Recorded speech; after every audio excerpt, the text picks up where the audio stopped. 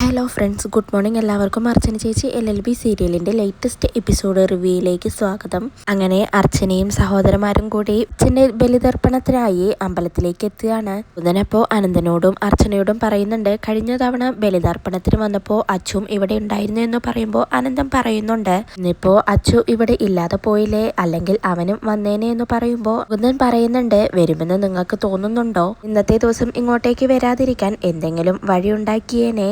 ഇന്നത്തെ ദിവസം ഓർത്താലെങ്കിലും മതിയായിരുന്നു, പിതൃശാപം കിട്ടില്ലല്ലോ എന്ന് മുകുന്ദൻ അങ്ങനെ പറയുമ്പോൾ അർച്ചന പറയുന്നുണ്ട്, ഇത് ഓർത്താലും ഇല്ലെങ്കിലും അവനുകൂടി വേണ്ടിയിട്ടല്ലേ നമ്മൾ ഈ ചെയ്യുന്നത്. അങ്ങനെ അർച്ചന പറയുന്നുണ്ട്. അപ്പോൾ അവിടെയുള്ള പൂജാരി പറയുന്നുണ്ട്, ബലിതർപ്പണത്തിന് സമയമായി, നിങ്ങൾ ഈറനോടെ വന്നോളൂ എന്ന് പറയാണ്. അങ്ങനെ അവര് കുളിച്ച് ഈറനോടെ വന്ന് അവിടെ ഇരിക്കുകയാണ്. ആ പൂജാരി അപ്പോൾ അവിടെയുള്ള സഹായകനോട് ചോദിക്കുന്നുണ്ട്, ഒരാൾ കൂടി ബലിതർപ്പണത്തിന് വന്നല്ലോ, അയാൾ എവിടെയെന്ന് ചോദിക്കുമ്പോൾ ആ സഹായകൻ പറയുന്നുണ്ട്, അയാൾ വിളിക്കാനായി പോയിരിക്കുകയാണ്, ഞാൻ വിളിച്ചിട്ട് വരാമെന്ന് പറഞ്ഞ് അദ്ദേഹം അയാളെ വിളിക്കാനായി പോവുകയാണ്. അത് വേറെ ആരുമല്ല, നമ്മുടെ JK തന്നെയാണ്. അങ്ങനെ JKയോട് പോയിട്ട് അയാൾ പറയുന്നുണ്ട്, സമയമായി വന്നോളൂ എന്ന് പറയാണ്. അങ്ങനെ JKയും കുളിച്ച് ഈറനോടെ ബലിതർപ്പണത്തിനായി വന്നിരിക്കുകയാണ്. അങ്ങനെ അർച്ചന പ്രാർത്ഥിച്ച് കണ്ണു തുറക്കുന്നതും കാണുന്നത് JKയാണ്. JK അങ്ങനെ പ്രാർത്ഥിച്ചുകൊണ്ടിരിക്കുകയാണ്. JK കണ്ട് അർച്ചന ആകെ ഞെട്ടുന്നുണ്ട്. പിന്നീട് ചടങ്ങുകൾ തുടങ്ങുന്നതിനു മുന്നേ അർച്ചന അങ്ങനെ അനന്തനോടും മുകുന്ദനോടും പറയുന്നുണ്ട്, ഇത് അയാളാണല്ലോ എന്ന്.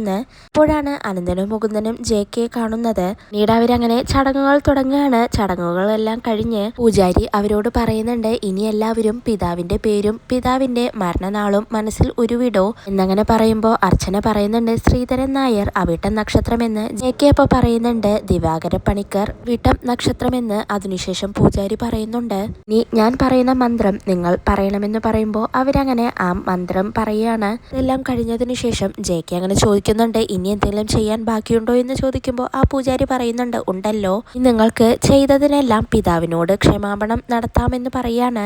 JK അപ്പോൾ എല്ലാവരും കേൾക്കെ പറയുന്നുണ്ട്, പിതാവേ, മഹാനായ മനുഷ്യ, ഞാൻ നിങ്ങളുടെ പുത്രനായി പിറന്നു, അതാണ് ഞാൻ നിങ്ങളോട് ചെയ്ത ഏറ്റവും വലിയ തെറ്റ്, ക്ഷമിക്കണേ എന്ന് JK അങ്ങനെ പറയുമ്പോൾ അർച്ചനയും സഹോദരന്മാരും എല്ലാവരും JK തന്നെ അങ്ങനെ നോക്കിക്കൊണ്ടിരിക്കുകയാണ്. അതിനുശേഷം JK പൂജാരിയോട് ചോദിക്കുന്നുണ്ട്, തിരുമേനി, അങ്ങ് പറഞ്ഞ എല്ലാ കർമ്മങ്ങളും ഞാൻ ചെയ്തു, എന്റെ സംശയത്തിന് നിങ്ങൾ മറുപടി തരണം. മരിച്ചുപോയ പിതാവിനോട് മക്കളായ എല്ലാവരും മാപ്പ് ചോദിക്കുന്നു. പക്ഷേ ഈ മരിച്ചുപോയ പിതാവ് മക്കളോട് ചെയ്ത തെറ്റിന് അവരെങ്ങനെ ക്ഷമ ചോദിക്കും? പിതാവ് മരിച്ചു കഴിഞ്ഞല്ലോ, ഇനി അവരതെങ്ങനെ ചെയ്യുമെന്ന് JK അങ്ങനെ തന്റെ സംശയം ചോദിക്കുകയാണ്. തിരുമേനിയാണെങ്കിൽ JKക്ക് മറുപടി ഒന്നും കൊടുക്കാതെ മിണ്ടാതെ അങ്ങനെ നിൽക്കുകയാണ്. അർച്ചനപ്പ പറയുന്നുണ്ട്, അച്ഛന്റെ മകനായി നിങ്ങൾ പിറന്നതാണ് നിങ്ങൾ ചെയ്ത തെറ്റെന്ന് നിങ്ങൾ പറഞ്ഞു. ഇത് ഒരിക്കലും തെറ്റല്ല, പുണ്യമായ ഒരു കർമ്മമാണ്. പുണ്യം ചെയ്ത പിതാവ് പുത്രനോട് ക്ഷമ പറയാൻ ബാധ്യസ്ഥനല്ല. പിതാവ് മരണപ്പെട്ടാലും അയാളെ സംരക്ഷിക്കാനുള്ള ബാധ്യത മക്കൾക്കുണ്ട്. മാതാപിതാക്കളെ സംരക്ഷിക്കുന്നതിനുള്ള കർമ്മമാണ് ഈ ബലിതർപ്പണം. മാതാപിതാക്കൾ മക്കൾക്ക് ജീവശ്വാസം നൽകുന്നു, അവരെ സംസാരിക്കാൻ പഠിപ്പിക്കുന്നു, കൈപിടിച്ച് നടത്തുന്നു, ങ്ങളിലേക്ക് അവരെ പറത്തിവിടുന്നു. അവരുടെ കടമയാണ്. അവരെ സംരക്ഷിക്കേണ്ടത് മക്കളുടെയും കടമയാണ്. പരസ്പരം കടമകൾ നിറവേറ്റുന്നിടത്ത് ക്ഷമാപണത്തിന് എവിടെയാണ് സ്ഥാനം? പറഞ്ഞുകൊണ്ട് തെറ്റുകൾ ചെയ്യുന്നിടത്താണ് ക്ഷമാപണം നടത്തേണ്ടത്. അങ്ങനെ അർച്ചന പറയുമ്പോൾ തിരുമേനി എല്ലാം ശരിവെച്ച് പറയുന്നുണ്ട്, കുട്ടി പറഞ്ഞതെല്ലാം ശരിയാണ്. ലോകത്ത് പാപം ചെയ്യുന്നവർ പരലോകത്ത് അനുഭവിക്കും. നിങ്ങൾക്ക് സംശയമുണ്ടോ എന്ന് തിരുമേനി അങ്ങനെ JKയോട് ചോദിക്കുമ്പോൾ JK പറയുന്നുണ്ട്, ലോകത്ത് വലിയ ആളുകളുള്ളപ്പോൾ എന്നെ പോലെയുള്ള ചെറിയ ആളുകളുടെ സംശയങ്ങൾക്ക് എന്താണ് പ്രസക്തി? അങ്ങനെ പറയാണ്. തിരുമേനി അപ്പോൾ പറയുന്നുണ്ട്, ഇനി ഇതെല്ലാം തലയിൽ വെച്ച് പുഴയിൽ പോയി നിമജ്ജനം ചെയ്തോളൂ എന്ന് പറയാണ്. അങ്ങനെ അവരെല്ലാവരും കൂടി പുഴയിലേക്ക് ഇറങ്ങുകയാണ്. പിന്നീട് കർമ്മങ്ങളെല്ലാം കഴിഞ്ഞ് അർച്ചനയും സഹോദരന്മാരും പോകുന്ന സമയത്ത് JK അവരോട് പോയി സംസാരിക്കുന്നുണ്ട്, എന്റെയും നിങ്ങളുടെ അച്ഛന്റെയും ശ്രാദ്ധം ഒരേ ദിവസം തന്നെയാണല്ലോ, ഒരു സാദൃശ്യമുണ്ട്, അതല്ല യാദൃശ്ചികം തന്നെ, അതിപ്പോ എന്താ പറയാ എന്ന് JK അങ്ങനെ അവരോട് പറയാണ്. അർച്ചന ഇപ്പൊ മറുപടി കൊടുക്കുന്നുണ്ട്, ഇപ്പോ നിങ്ങളുടെയും ഞങ്ങളുടെയും അച്ഛന്റെ ശ്രാദ്ധമൂട്ട് മാത്രമല്ല നടന്നത്, ലോകത്ത് ഒരുപാട് പേരുടെ ശ്രാദ്ധമൂട്ട് നടന്നിട്ടുണ്ട്. ഇനിയെല്ലാം സാദൃശ്യമെന്ന് പറയാൻ പറ്റുമോ എന്ന് ചോദിച്ചുകൊണ്ട് അനന്തനെയും മുകുന്ദനെയും വായോ എന്ന് പറഞ്ഞുകൊണ്ട് അർച്ചന പോവുകയാണ്. എന്നാൽ അനന്തനും മുകുന്ദനും പോവാതെ അവിടെ തന്നെ നിൽക്കുന്നത് കണ്ട് JK ചോദിക്കുന്നുണ്ട്, അല്ല, നിങ്ങളെന്താ പോകുന്നില്ലേ? ചേച്ചിയെ പോലെ അല്ലല്ലോ നിങ്ങള്, ചേച്ചി കൂടെ ഉള്ളതുകൊണ്ടായിരിക്കും നിങ്ങൾക്കൊന്നും പറയാനില്ലാത്തത്. ചേച്ചിയുടെ അഭിപ്രായങ്ങൾക്ക് മുകളിൽ നിങ്ങൾക്കൊന്നും പറയാനില്ലെന്ന് ഇതിനു മുന്നേയും പറഞ്ഞിട്ടുണ്ടല്ലോ. ശീലമാനാഥ് തലയുള്ളപ്പോൾ വാലാടരുതല്ലോ. അവളുടെ ചേച്ചിയെ ഇവിടെ കണ്ടപ്പോൾ ശരിക്കും ഞാനൊന്ന് പേടിച്ചു. ഇവിടെ വെച്ചും എന്നെ വഴക്കു പറയുമെന്നാണ് കരുതിയത്. കാരണം അവരുടെ കണ്ണിൽ ഞാൻ ഈ ലോകത്തിലെ ഏറ്റവും മോശപ്പെട്ട ആളാണ്. അച്ഛന്റെ ശ്രാദ്ധമായതുകൊണ്ടായിരിക്കും എന്നോട് ദേഷ്യപ്പെടാതെ പോയത് എന്നെല്ലാം ജയക്ക് അങ്ങനെ പറയുമ്പോൾ മുകുന്ദൻ പറയുന്നുണ്ട്, നിങ്ങളുടെ ചേച്ചിയുടെ മാനസികാവസ്ഥ നിങ്ങൾക്കറിയില്ല. അങ്ങനെ പറയുമ്പോൾ അനന്തൻ പറയുന്നുണ്ട്, നിങ്ങൾ ആരാണെന്നും നിങ്ങൾ തമ്മിലുള്ള പരിചയം എന്താണെന്നും എല്ലാം ചേച്ചി ഞങ്ങളോട് പറഞ്ഞു. വിമലക്കുടിയിലെ സംഭവങ്ങളെല്ലാം അറിഞ്ഞിട്ടാണ് ഞങ്ങൾ ഇവിടെ നിൽക്കുന്നത്. അങ്ങനെ അവര് പറയുമ്പോൾ ജെകെ പറയുന്നുണ്ട്, അപ്പൊ ചേച്ചിയെല്ലാം നിങ്ങളോട് പറഞ്ഞുവല്ലേ? ഇതൊക്കെ പോട്ടെ, അതിനെക്കുറിച്ച് നിങ്ങൾക്ക് എന്നെ തല്ലാൻ എന്തെങ്കിലും ഭാവമുണ്ടോ? അല്ല, അടിപിടി കുറച്ച് പേടിയുള്ള ആളാണ് ഞാൻ. ബ്രദേഴ്സ് എന്നെ ഉപദ്രവിക്കരുതെന്ന് ജെകെ അങ്ങനെ പറയുമ്പോൾ അനന്തനും മുകുന്ദനും ചിരിച്ചുകൊണ്ട് പറയുന്നുണ്ട്, നിങ്ങൾ ഞങ്ങളുടെ ചേച്ചിയെ ഒരു രാത്രി മുഴുവനും സംരക്ഷിച്ചതല്ലേ? മുകുന്ദനും ഇപ്പൊ പറയുന്നുണ്ട്, ഞാനും എന്റെ സഹോദരനും അടിയുണ്ടാക്കിയപ്പോൾ നിങ്ങളാണ് ഞങ്ങളെ ഒത്തുതീർപ്പാക്കിയത്. സഹായിക്കുന്നവരെ തല്ലുന്ന സ്വഭാവക്കാരല്ല ഞങ്ങള്. അന്ന് രാത്രി കരിമലക്കൊടിയിലുണ്ടായതുകൊണ്ടാണല്ലോ ഞങ്ങൾക്ക് ഞങ്ങളുടെ ചേച്ചിയെ തിരിച്ചു കിട്ടിയത്. ഇനി നന്ദിയുണ്ടെന്ന് അനന്തനും മുകുന്ദനും അങ്ങനെ പറയുമ്പോൾ ഇതെല്ലാം കേട്ടുകൊണ്ട് ജെകെ പറയുന്നുണ്ട്, ഇതെല്ലാം കേട്ട് എനിക്ക് അത്ഭുതം തോന്നുന്നു. എന്നെ കാണുമ്പോഴെല്ലാം അവരെന്നോട് വഴക്കുണ്ടാക്കാനാണ് വന്നിരിക്കുന്നത്. ചേച്ചിയുടെ ബ്രദേഴ്സ് തന്നെയാണോ നിങ്ങള്? നിങ്ങളോട് ഒരുപാട് നന്ദിയുണ്ട്. നിങ്ങളുടെ ചേച്ചി എന്നോട് കാണിക്കാത്ത മനുഷ്യത്വം നിങ്ങളെങ്കിലും എന്നോട് കാണിച്ചല്ലോ. അങ്ങനെ ജെകെ പറയുമ്പോൾ മുകുന്ദൻ പറയുന്നുണ്ട്, ഞങ്ങളുടെ ചേച്ചിയെ അറിയാത്തതുകൊണ്ടാണ് നിങ്ങൾ ഇങ്ങനെ വിലയിരുത്തുന്നത്. ഞങ്ങൾക്കെല്ലാം ഒരു വിഷമം മാത്രമേ ഉള്ളൂ, നിങ്ങളുടെ ഭാര്യ ഞങ്ങളുടെ ചേച്ചിയെ തെറ്റിദ്ധരിച്ചതിന്. ഇന്ന് മുകുന്ദൻ പറയുമ്പോൾ അനന്തൻ പറയുന്നുണ്ട്, ഞങ്ങളുടെ ചേച്ചി പാവമാണ്. ഇവരെ അനാവശ്യമായി സംശയിച്ച് മാനിക്കരുതെന്ന് നിങ്ങൾ നിങ്ങളുടെ ഭാര്യയോട് പറയണം. വേറൊന്നും ഞങ്ങൾക്ക് പറയാനില്ലെന്നും പറഞ്ഞ് അനന്തനും മുകുന്ദനും അവിടെ നിന്നും പോവുകയാണ്. എല്ലാം കേട്ട് ജെകെക്കാണെങ്കിൽ ആകെ സങ്കടാവുന്നുണ്ട്. അതിനുശേഷം രുക്കു ആണെങ്കിൽ ജെകെയുടെ നമ്പർ കിട്ടിയതിനു ശേഷം ചന്ദ്രയെ വന്ന് കാണുകയാണ്. വളരെ സന്തോഷത്തോടെ ചന്ദ്രയോട് പറയുന്നുണ്ട്, ചേച്ചി നമ്പർ കിട്ടി. ജെകെയുടെ നമ്പർ ഞാൻ വാങ്ങിച്ചു തരാമെന്ന് ചേച്ചിയോട് പറഞ്ഞതല്ലേ, അവരുടെ നമ്പർ കിട്ടി. ഞാൻ മഞ്ജു ചേച്ചിയെ വിളിച്ച കാര്യം പറഞ്ഞു. മഞ്ജു ചേച്ചി അപ്പൊ തന്നെ ചിന്നുവിന്റെ ഫോണിൽ നിന്നും ജെകെയുടെ നമ്പർ എടുത്തു. അതിൽ തന്നെ ചെറിയൊരു ഓഫർ ഞാൻ കൊടുത്തതോടെ മഞ്ജു ചേച്ചി അതിന് തയ്യാറായി. എല്ലാം രുക്കു അങ്ങനെ പറയുകയാണ്. ഇതെല്ലാം വിമലയും കേട്ടുകൊണ്ട് അങ്ങനെ നിൽക്കുകയാണ്. ചന്ദ്ര എന്നിട്ട് രുക്കുവിനോട് പറയുന്നുണ്ട്, ജു അവിടെ ഉള്ളത് എന്തുകൊണ്ടും നമുക്ക് നല്ലതാണ്. ഫോൺ നമ്പർ കിട്ടിയ സ്ഥിതിക്ക് ആ ജെകെ വിളിച്ച് ആ വീഡിയോ എടുക്കുന്നത് തടയണം. അയാളൊരു സാഹിത്യകാരനായതുകൊണ്ട് ചെറിയ കുറ്റങ്ങളൊന്നും പറഞ്ഞാൽ അതൊന്നും ഏൽക്കില്ല. ആദ്യമായിട്ട് തന്നെ ഒരു ഡോസ് കൊടുക്കണം, എങ്കിലേ അയാൾ പിന്മാറൂ.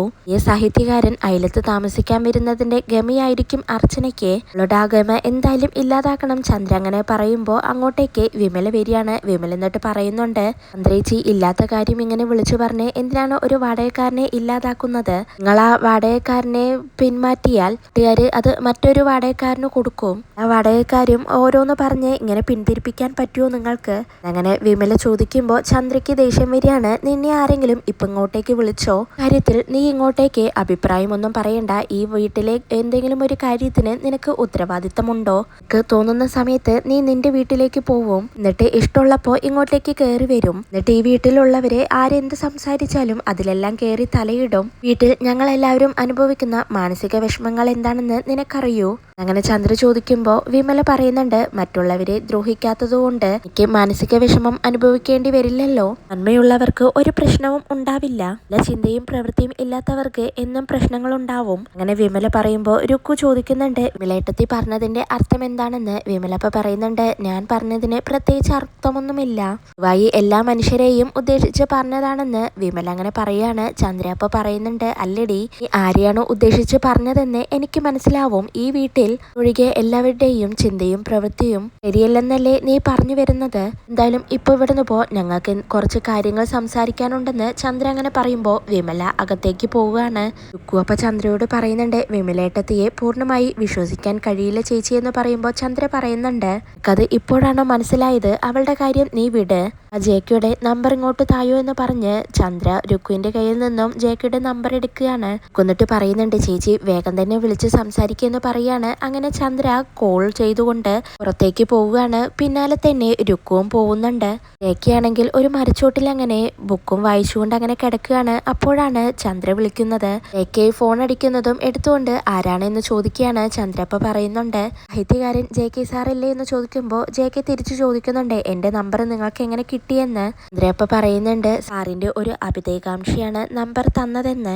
അപ്പൊ ചോദിക്കുന്നുണ്ട് നിങ്ങൾ ആരാണ്, എനിക്ക് മനസ്സിലായില്ല എന്ന് പറയുമ്പോൾ ചന്ദ്ര പറയുന്നുണ്ട് സാറൊരു വാടക വീട് നോക്കിയില്ലേ, അതിന്റെ അടുത്ത് താമസിക്കുന്ന ആളാണ് ഞാൻ. വീടിനെ പറ്റി പറയാനാണ് സാർ ഞാൻ വിളിച്ചത്. സാറിനെ പോലെ പ്രശസ്തനായ ഒരാൾക്ക് താമസിക്കാൻ പറ്റിയ വീടല്ലാതെ ഐശ്വര്യവും ഇല്ലാത്ത വീടാണ് സാർ അതെന്ന് ചന്ദ്ര അങ്ങനെ പറയാണ്. ഇതെല്ലാം കേട്ടുകൊണ്ട് വിമല പുറത്തേക്ക് വരികയാണ്. ചന്ദ്ര പറയുന്നുണ്ട് അവിടെ താമസിച്ചവർക്ക് എല്ലാവർക്കും കഷ്ടപ്പാടുകൾ തന്നെയായിരുന്നു സാർ. ഇവിടെ ഇതിനു മുന്നേ താമസിച്ചവർക്ക് മാരകമായ രോഗങ്ങൾ പിടിപെട്ട് മരിച്ചിട്ടുണ്ട്. താമസിച്ചയാൾ തൂങ്ങിയാണ് മരിച്ചത്. സാറിനെ പോലെ ഒരാളെ എന്തിനാണ് ആ വീട്ടിൽ പോയി താമസിക്കുന്നത്? ഞാൻ ഈ പറഞ്ഞതൊന്നും സാറിന് വിശ്വാസമായില്ലെങ്കിൽ തൊട്ടടുത്തുള്ള മറ്റൊരു സ്ത്രീ എൻ്റെ അടുത്ത് നിൽപ്പുണ്ട്, ഞാൻ അവരുടെ അടുത്ത് കൊടുക്കാമെന്ന് പറയാണ്. പിന്നീട് രുക്കു ജെക്കെയോട് പറയുന്നുണ്ട് സാർ ആ വീട്ടിൽ പോയി താമസിക്കരുത്, അവിടെ പോയി താമസിച്ചാൽ എന്തായാലും പേരുദോഷം ഉറപ്പാണ്. കുടുംബ കലഹവും ധനനഷ്ടവും മാനനഷ്ടവും എല്ലാം ഉണ്ടാവും. ആ ഇടപാടിൽ നിന്ന് പിന്മാറി വേറെ ഏതെങ്കിലും വീട് നോക്കുന്നതായിരിക്കും നല്ലത്. അങ്ങനെ അവര് പറയുമ്പോൾ ജെക്കെ ചോദിക്കുന്നുണ്ട് ആ വീടിനെ പറ്റി ഇത്രയൊക്കെ നിങ്ങൾക്ക് പറയാനുണ്ടോ? അത്രയ്ക്കും ദോഷമുള്ള എണ്ണം കിട്ട വീടാണെങ്കിൽ ആ വീടാണ് എനിക്കിഷ്ടം. നിങ്ങൾ ഇത്രയും പറഞ്ഞ സ്ഥിതിക്ക് എന്തായാലും ആ വീട് തന്നെ വാടകയ്ക്ക് എടുക്കാൻ ഞാൻ തീരുമാനിച്ചു. വീട് നല്ല ഐശ്വര്യമുള്ള വീടാണ് എന്ന് നിങ്ങൾ പറഞ്ഞിട്ടുണ്ടെങ്കിൽ ഞാൻ ഇന്ന് തന്നെ ആ എഗ്രിമെന്റ് ക്യാൻസൽ ചെയ്തേനെ. ഇനി എന്തെങ്കിലും നിങ്ങൾക്ക് പറയാനുണ്ടോ എന്ന് ജെക്കെ അങ്ങനെ ചോദിക്കുമ്പോൾ ചന്ദ്ര പറയുന്നുണ്ട് വേറൊരു കാര്യം പറയാനുണ്ട്. ആ വീട് എടുക്കാൻ സാർ എന്തായാലും തീരുമാനിച്ച സ്ഥിതിക്ക് കൂടി ഞാൻ പറഞ്ഞേക്കാം. സാറിന് വീട് തരുന്ന ആ സ്ത്രീയെ കുറിച്ച് സാറിന് എന്തറിയാം? വീട്ടിലെ സ്ത്രീ ശരിയല്ല എന്ന് ചന്ദ്ര അങ്ങനെ പറയുമ്പോൾ രുക്കു പറയുന്നുണ്ട് വളരെ ചീത്തപ്പേരുള്ള ഒരു സ്ത്രീയാണത്. അങ്ങനെ രുക്കു പറയുമ്പോൾ ജെക്കെ ചോദിക്കുന്നുണ്ട് ചിന്നുവിന്റെ അമ്മയെ കുറിച്ചാണോ നിങ്ങളെ ഇങ്ങനെ പറയുന്നതെന്ന്. രുക്കു അപ്പൊ പറയുന്നുണ്ട് അതെ സാർ, ആ സ്ത്രീയെ പറ്റി തന്നെയാണ് ഞങ്ങൾ പറഞ്ഞത്. ഭർത്താവില്ലാത്ത സ്ത്രീയാണത്. ഇപ്പൊ തന്നെ ഒരുപാട് പേരുദോഷവുമുണ്ട്. സാറ് കുടുംബമൊന്നുമില്ലാതെ ഒറ്റയ്ക്ക് അവിടെ താമസിച്ചാൽ വീട്ടുകാർ ഉറപ്പായും സാറിനെ കുറിച്ച് അപവാദം പറയും. ഇത്രയ്ക്കും മോശപ്പെട്ട സ്ത്രീയാണ് അവരെന്ന് അച്ഛനെ കുറിച്ച് അങ്ങനെ പറയാണ്. ഇതെല്ലാം കേട്ട് ജെക്കെക്ക് ആകെ ദേഷ്യം വരുന്നുണ്ട്. ജെക്കെ എന്നിട്ട് പറയുന്നുണ്ട് നിർത്തടി, ഇന്ത്യയൊക്കെ നിലവാരം എന്താണെന്ന് ഇപ്പോൾ എനിക്ക് മനസ്സിലായി. നിങ്ങൾ സ്ത്രീകളായതുകൊണ്ട് മാത്രമാണ് ഞാൻ മറ്റൊരു ഭാഷ പ്രയോഗിക്കാത്തത്. മാതിരി അപവാദ കഥകളുമായിട്ട് എൻ്റെ അടുത്തേക്ക് വരണ്ട, ഫോൺ വെച്ചിട്ട് മര്യാദയ്ക്ക് പോ പറഞ്ഞുകൊണ്ട് ജെക്കെ കോള് കട്ട് ചെയ്യാണ്. ചന്ദ്രയും രുക്കുവുമാണെങ്കിൽ ഇതെല്ലാം കേട്ട് ആകെ നാണം കെട്ട് അങ്ങനെ നിൽക്കുന്നുണ്ട്. വിമലയാണെങ്കിൽ ഇതെല്ലാം കണ്ട് സന്തോഷിച്ച് അങ്ങനെ നിൽക്കുകയാണ്. ഇതോടെയാണ് ഇന്നത്തെ എപ്പിസോഡ് അവസാനിക്കുന്നത്.